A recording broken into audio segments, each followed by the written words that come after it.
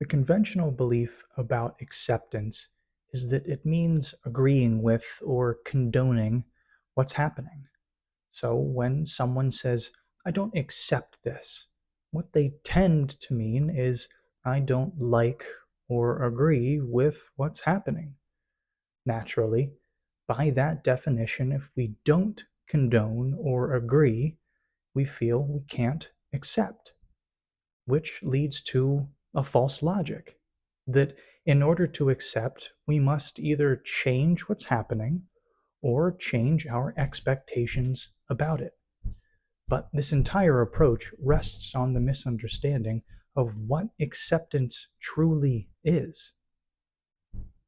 Etymologically, the word acceptance simply refers to a process of receiving. And how do we receive reality? How do we receive the fact that this is happening? Through direct experience.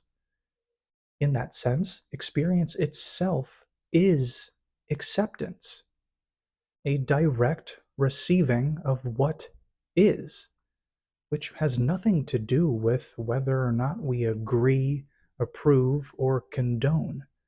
In fact, those judgments depend upon first experiencing the fact of what is happening.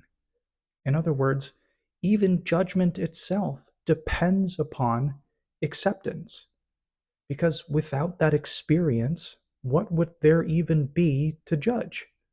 So, acceptance isn't something we do by changing our thoughts or expectations.